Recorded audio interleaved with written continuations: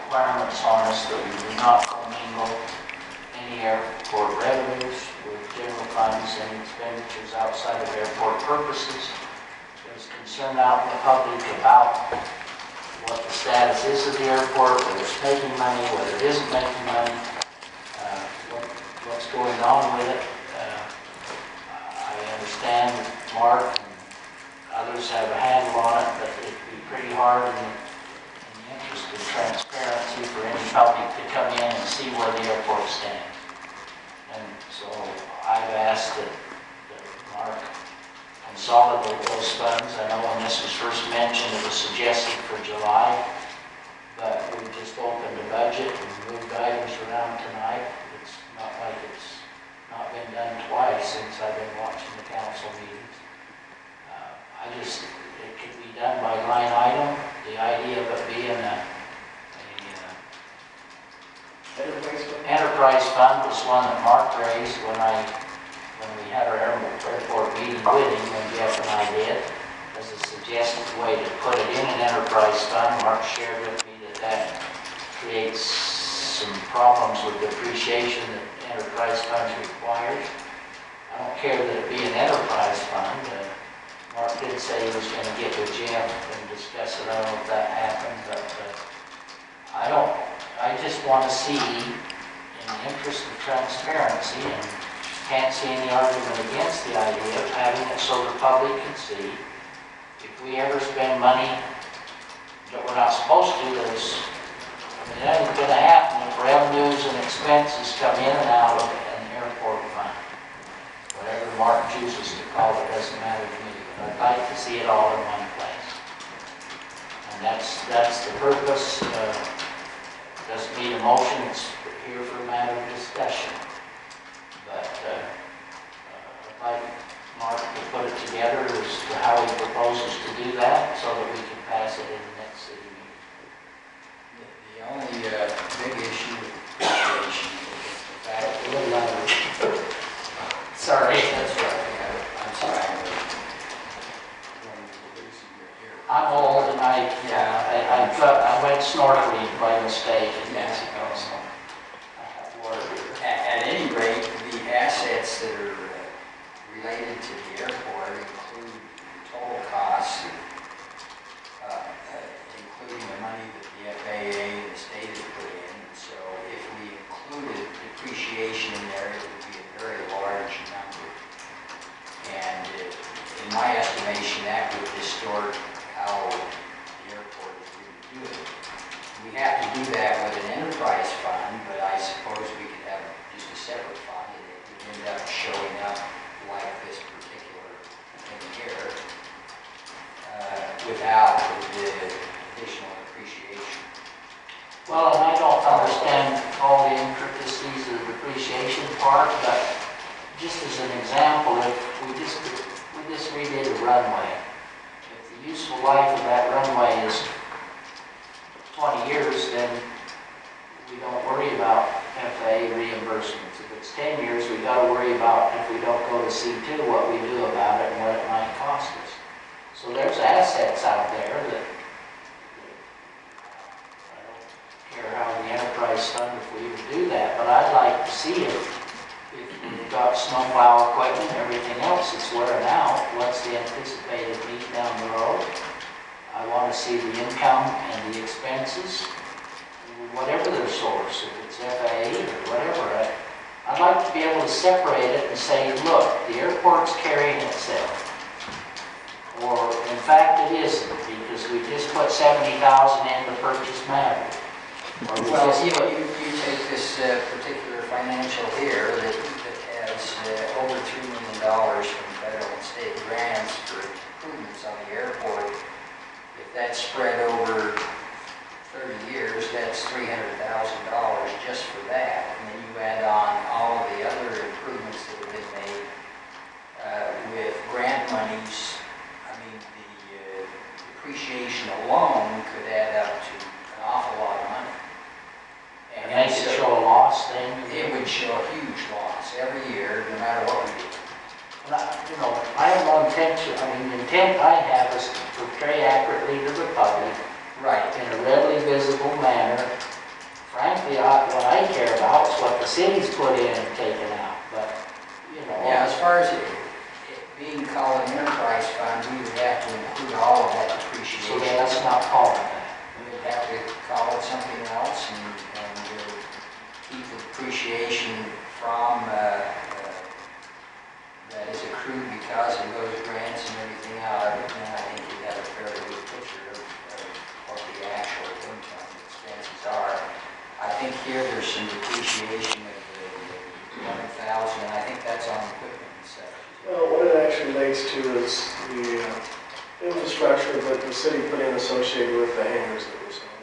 Okay, yeah, it didn't have anything to do with the grants, so that's a different story. But I mean, if we made income from selling the hangars, that's something the public Right. ought to see as a positive. Yeah, but I agree.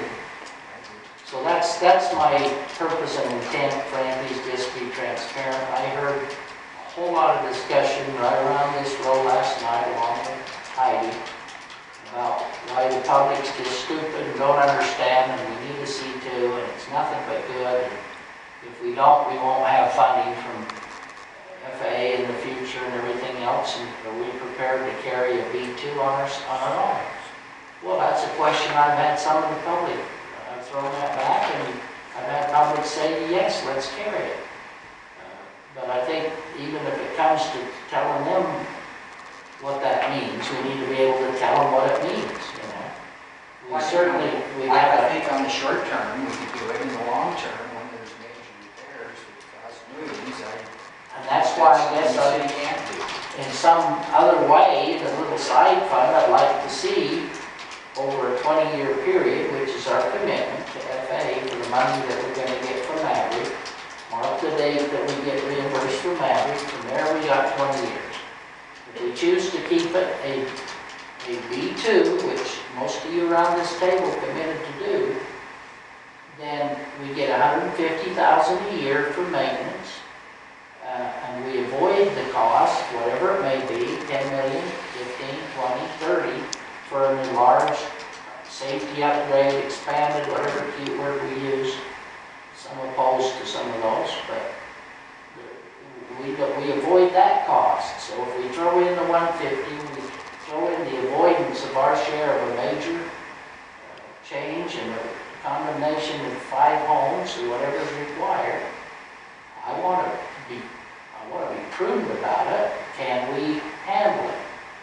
And I don't think we could answer that now, but I hope before we maybe vote on whether to expand or not in the next few months, we have got an FBO that's put a proposal into our airport board meeting last night that he would be willing to pay us $300,000 to $500,000 as long as certain conditions are met and as long as he gets an extension. Well, I tried to get him to define those conditions. I know he's talking about a C2, or I assume he is. He wouldn't commit. He didn't want to give us privy information, but as far as I'm concerned, his letter was meaningless without some clarification. I'm not favorable to giving him any more time. 27 years is a long time out there. But that's another discussion for an airport board and then eventually us. But I just think the more that's a kind of an issue that needs a separate look at, and the public to be able to understand. That's all.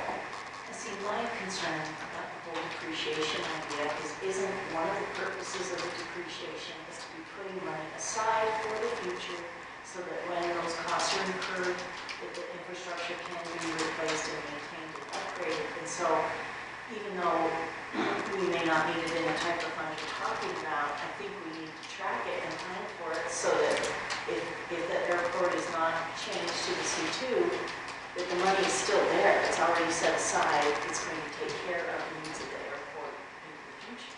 And as you heard last night, there was discussion that the present airport was redone, but it had lasted a lot of years with one resurfacing. I think we need to get a handle on what those are. I agree, we need to see the depreciation. We need to see if it's a B2. Until we can make it last 20 years, then we don't have an FAA commitment. It's not that we need the enterprise fund, but we need to track those costs. We Yeah. need to plan for whatever option in the future. And then once we kind of decide this, I wanted to give a little update, maybe Mark will give an update about what else the airport board decided last night. Go ahead. Yeah, I told see how we can even have a conversation. I was probably the only one that didn't commit to saying I would never expand the airport because I didn't understand the whole picture. And now that I understand that we would have to pay for it for 20 years, I feel like we have to know what that means so that we can say, yeah, we don't want to expand this airport, but we are prepared because we know what it will cost us and we know how that our airport can sustain what needs to happen. So I like the idea. I'm not sure what it has to look like or the mechanics of it. Maybe it's not an enterprise zone, but I do like the idea of having a better handle on it so we and the public can understand if we are, how much money we're putting in or not putting in, and if it's working. Well, frankly, from my point of view, when I got asked to be on the airport board, I put a lot of time into reading lots of documents.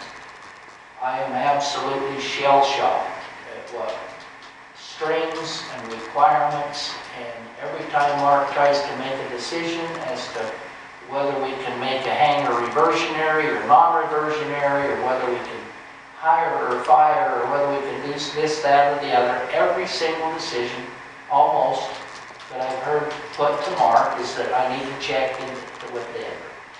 When I read the 39 conditions that we have agreed to as a sponsor of this airport, it magnifies by 100 what it means that if you get federal money, there's strings. And I mean, I understand from what I've learned that the minimum strings is that we operate for 20 years, at least as a B2. And there's words out there was discussion last night that maybe they really won't quit funding improvements or whatever. That's the threat. But I think, frankly, we have congressional and senatorial avenues to discuss if that threat's appropriate. If we're maintaining and decide as a community that we want a B2 airport, and that's all we want, I don't think it's fair of FAA to say you've got to land bigger planes and let them tear up your asphalt. You can't preclude it.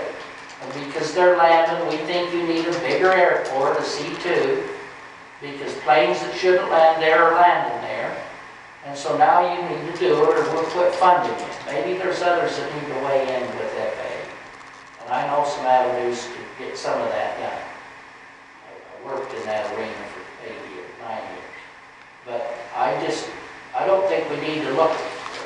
C2, we also have all those strings, and it goes on for 20 years, only it's a bigger airport and a wider airport, and frankly, we've discussed the RPZ zone tonight, and a developer, someone who wants to come in and build a station and can't because he's in an RPZ, hey, that gets bigger if we go to C2. Not only takes out 4 or 5 houses, it moves that RPZ both ways, bigger and wider. And so, back to the issue, I guess, is let's make it transparent, and then we've got future discussions to have. But we've got an RPO, or I missed the acronym. We've got an operator that's FBO operator, thank you, that's talking about negotiating, but he wants to know what we're doing. I'd like us to entertain a discussion in the next few meetings to say what we intend to do, one way or the other. But maybe with some education or whatever. But that's on the schedule, bringing the FAA in sometime. Listen to them. And then talk to them about a public hearing, let them weigh in, and then the council. But also there was a lot of discussion last night about whether we need to have put out an RFP for another operator. There was discussion from some of the board that there's a lot of income we could be getting. And coincidentally, to that discussion, there was comments that the present operator is discouraging some of those other business enterprises at the airport. He's got high gas prices, so planes fuel up somewhere else. Well, I go home and I get a phone call that for the Sundance, that there's an Uber helicopters want to pick up their fancy guests in Salt Lake and land them here and take them over to Park City. And our FBO will not cooperate with it. Now that's hearsay, but that's the comment that come to me. I didn't ask it, I didn't bring it up, it come to me. That, hey, what's wrong with your operator? That he's discouraging these helicopters from coming here and landing and paying landing fees and whatever. So whether it's ratified by everybody or agreed to by everybody. We have one board member that feels that way, and I think we need to take a look at what he is making, whether there is room for another FBO. We don't want to have two starved to death, but there's all kinds of things, scenic helicopter tours, all kinds of things. And one of our 39 commitments that we've agreed to is that we will not exclude anybody that wants to come use that airport. We have to be competitive. We have to have a free enterprise operation. If somebody comes and said, I want this, even if another FBO, there's only two conditions that we can turn them down. We have to show that it would unduly harm him, I could read them out here, or that there's no room at the airport for another. So I want to see the site plan for the airport and see how much space and where it is, but... Is there a definition for unduly harm? Well, let me read half of the thing. I'm paraphrasing, but let's, whatever discussion you might have, I'll get to it. Yeah, let's do that. This discussion, you want to open the discussion on Jeff? Well, from an accounting perspective, I don't see that it would be proper accounting to depreciate assets in such a way as Jeff already mentioned. If there was a way to be transparent and see that, see the depreciation as a way to say that if we're not gonna, if we can avoid FAA funding, this is how much it's gonna cost us, then I think that's probably a good idea, but I strongly oppose putting it into an enterprise fund and following FASB to depreciate those assets. Well, I'm proposing an enterprise fund. Well, as I've thought about the consequences of the enterprise fund, I mean, I'm thinking, well, we have to move all the capital assets out of the general fund, because the airport's a general fund asset. Put them in the enterprise fund, depreciate them, and then that blows everything out of perspective. The only time you see the depreciation expense is once a year in the audit report, when they roll off all the financial statements. So, as you see in my staff report, I would not encourage the council to try and do this halfway through a budget year, to amend the budget to consolidate into one fund. But I think it would certainly be well to have more discussion about this during the budget process as we look to the next year's budget.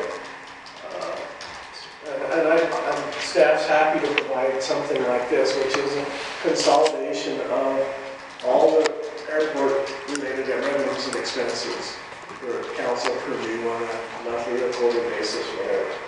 You know, I think you've done a great job with this, and that's kind of what I'm looking at, but maybe on a quarterly basis in some way. Certainly we can continue to do this. That's not a problem. It's easily done.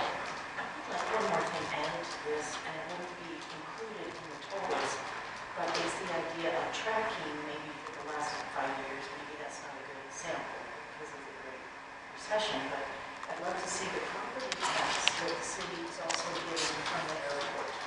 And just so we have an idea to see if it's increasing, given, what the mill levy is and so forth. But, I'd really like to be able to track that because that is a very direct benefit to the general fund, property taxes that we're paying. And I'd like to be able to, have that as part of the puzzle here.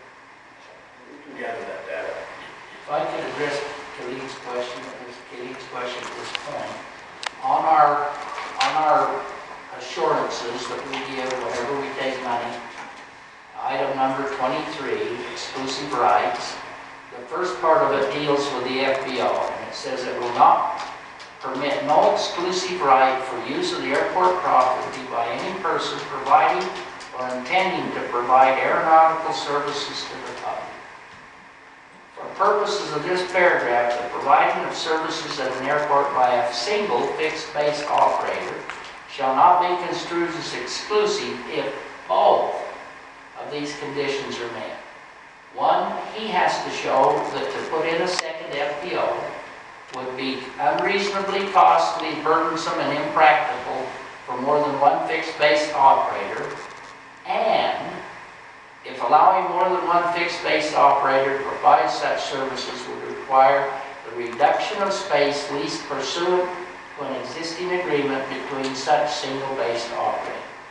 So he's got to show that he'll be harmed in those words, and that we couldn't put another one in and harm him with the space. So he's got to show there's no space for another one and I'll be harmed.